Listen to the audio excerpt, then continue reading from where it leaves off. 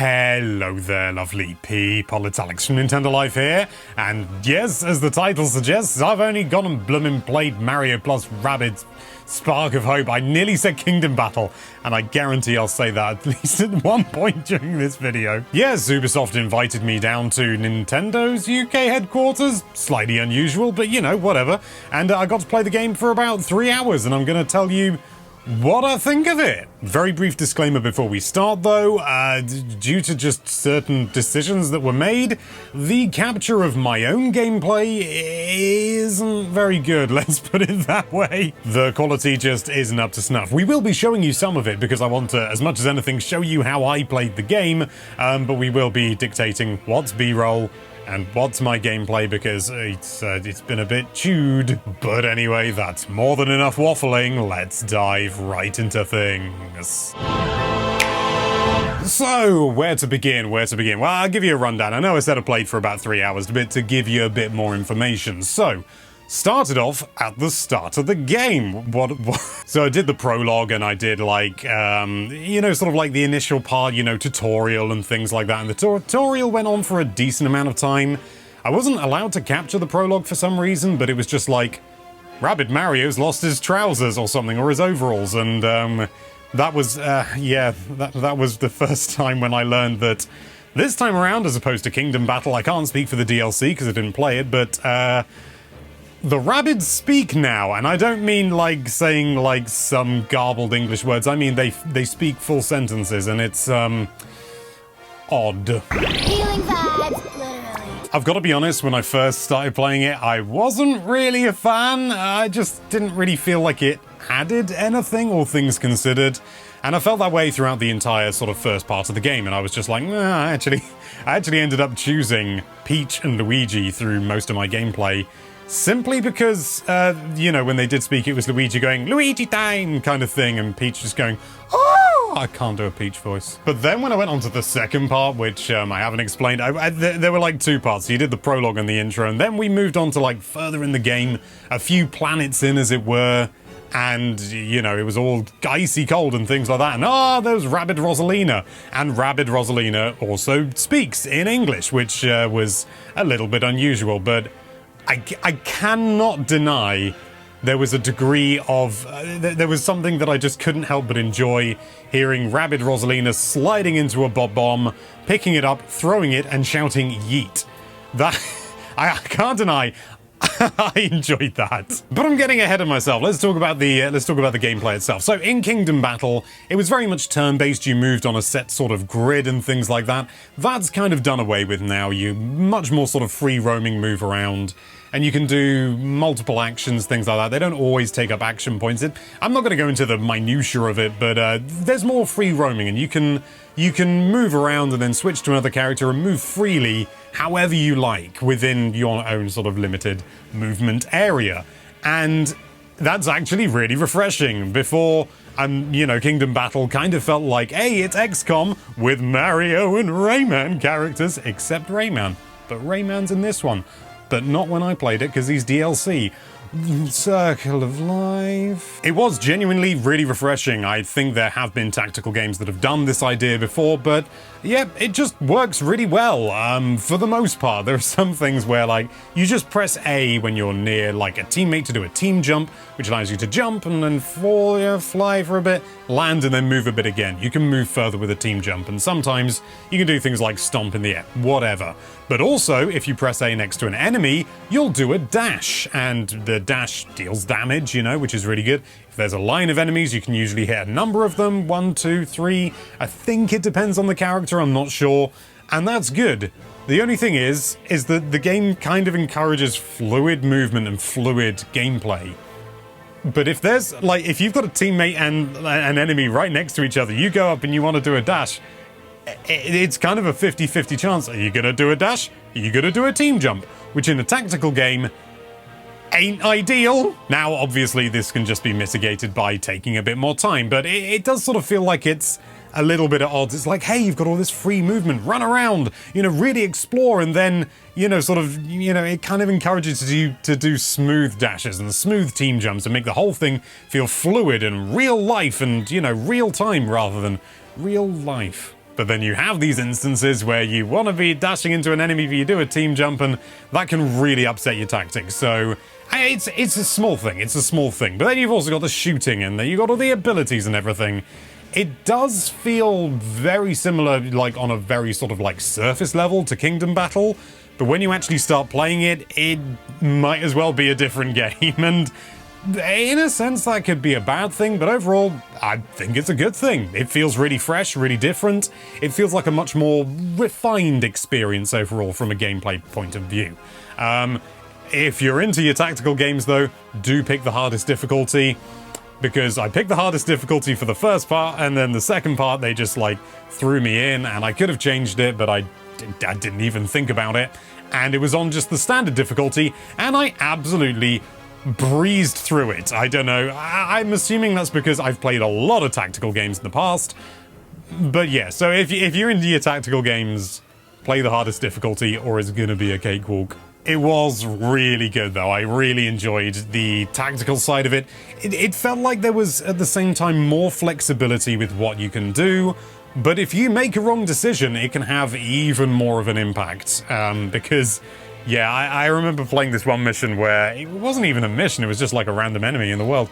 I slid into them to initiate the battle, and I was like, oh yeah, I can take these guys out easy peasy, and I just did not look at the battlefield, you know, broadly enough, and I overlooked like 3 enemies that had my back to them, and they really hammered me, which was not ideal. You carry over any health lost between battles as well, so you can heal up at any time, which is nice. You just press down on the D-pad, it brings you to a menu, and you can heal up, but it charges you coins.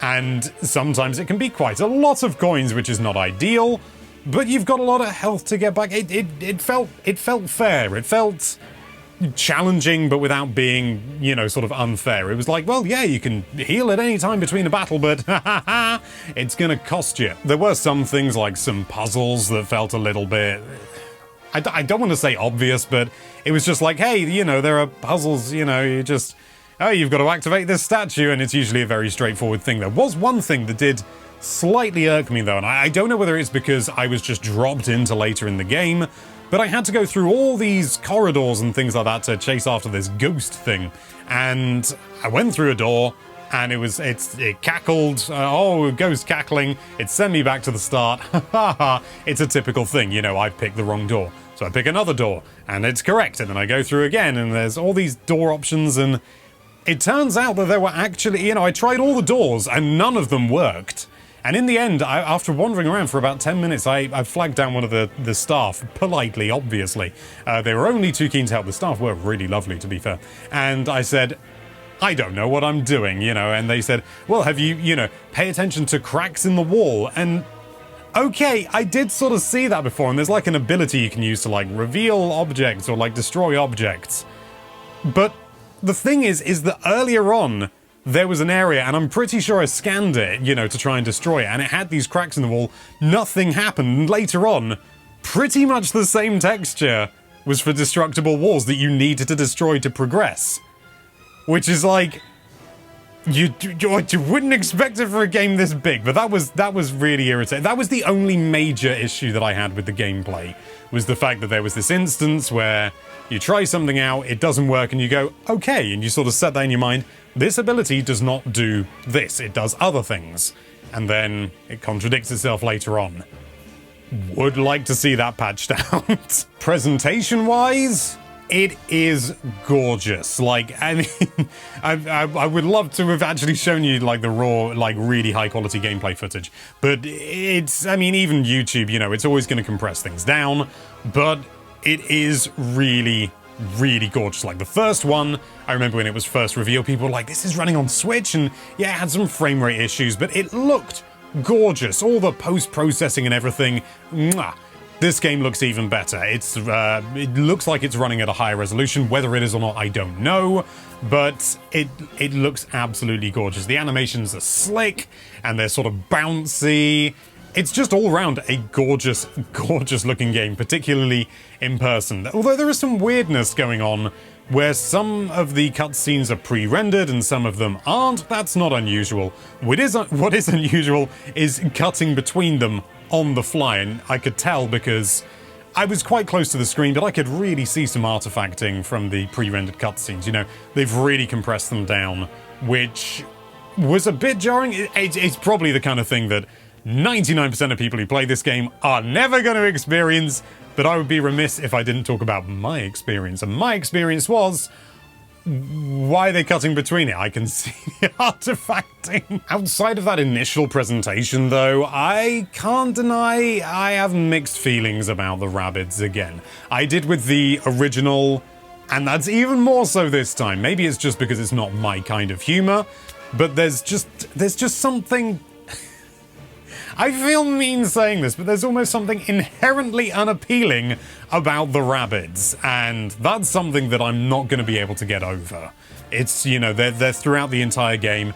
I mean, I can look past it, but I can never say that I enjoy it, if that makes any sense. With the exception of Rabbid Rosalina, there's just something almost sort of effortlessly charming about this character that looks like Rosalina, behaves like a sort of a teenage... I don't want to say slob, but like sort of a moody teenager, like, so much effort, and throws a bomb saying yeet. I do want to talk about that as well. There's so many other tactical options. I forgot about this in the gameplay. You can do things like you can slide into the bombs and you can throw them, and there's so many more tactical options There's so many more tactical options in this game. For example, as I mentioned with Rabbid Rosalina, sliding into a bomb and throwing it, and you can throw it freely. You've got a timer on the bomb, so you've got to be quick, you've got to know where you're going to throw it, but you can throw it and you can deal almost fatal damage sometimes, well, sometimes it is fatal, and that is really excellent, because that costs you one slide, and the alternative is the bomb gets to you and explodes and deals you that damage, so it's very much in your interest to do that, and the levels are still based around that, but even so, it's really good, it's really flexible, it feels like you've got a lot more control over the battlefield. Makes you feel arguably maybe a little bit too powerful at times, but then the enemies can hit back just as hard, so you really want to get as much done in as few turns as possible, which... that's what a good tactical game should be, really. You can also do things like you can stop enemies from moving. That's fun. Let's go back to the presentation. Cat's just joined me. He doesn't want to come up. The whole Rabbids thing, and I'm not going to hang around on it for too long, obviously, but it's a big part of the game. And that kind of humor, when it's front and center, and it's not my kind of humor, is, I don't want to say off-putting, but it gives you... let's be generous and say pause for thought as to whether you want to be spending all this time on this game, because it really is front and center. The Rabbids talking is one thing, but something that I always appreciate and kind of expect from a game with Mario in it is that dialogue is usually kept relatively minimal overall.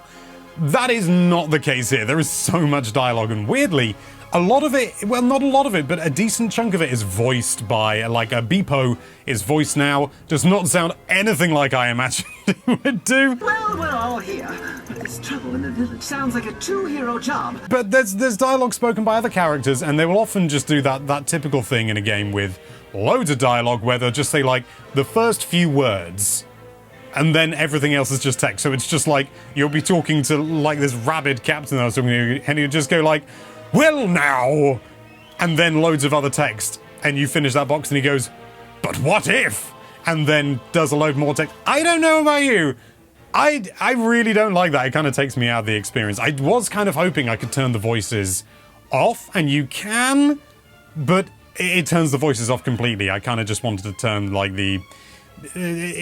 well, I've forgotten the word. The kind of moment-to-moment, sort of insubstantial, kind of circumstantial dialogue that doesn't really matter. Like Rabbid Rosalina throwing the bomb and saying yeet, except I want to keep that. So just give me an option for that, please, Ubisoft. Thanks. The rest of the game is really good fun, and I do think it is just enough fun for me to be able to look past it, frankly. But it's borderline. Elsewhere, these sort of exploratory sections, the overworlds, if you like, they feel way more real now than they did before in Kingdom Battle. They feel like actual environments, you know, with rather than the sort of the blocky areas that you got before. I understand why they did that, so that they could have the seamless transition between the exploring and the gameplay, you know, the tactical thing. But I think that actually, by sort of like just, you know, attacking an enemy and but it's battle time, whilst that's not always the best way to go about it, I think in this instance it is. It means that the environments can be a lot more natural and still allow this kind of essentially grid-based system, because even though you've got this free movement, it is grid-based. Is it the most elegant solution? Probably not, but I do think it's the best solution. So how about that? All in all, I really enjoyed my time with the game. It's not perfect by any means, and with the best will in the world, you can tell that they don't have a tin of Nintendo polish, if you know what I mean. So there are some slightly rougher edges. Some of the dialogue that they give Princess Peach does not sound like her at all. Thankfully, it's not actually voiced, so it doesn't sound too weird. But even so, you know, it's minor things. It's minor little polished things that Nintendo would be buffing out to no end. But it's a different company. But at the end of the day, gameplay is king, and the gameplay in this instance is king. But there you have it. Those are our thoughts on just a brief snippet of what we've played of Mario plus Rabbids. I nearly said Kingdom Battle, sparks of hope. I really enjoyed it, but let us know your thoughts in the comments down below. From what you've seen, presumably you haven't played it. Thank you so much for watching. If you like this video, then why don't you yeet that subscribe button, and be sure to check out NintendoLife.com for all sorts of lovely Nintendo-related content. Thank you again for watching. Bye-bye.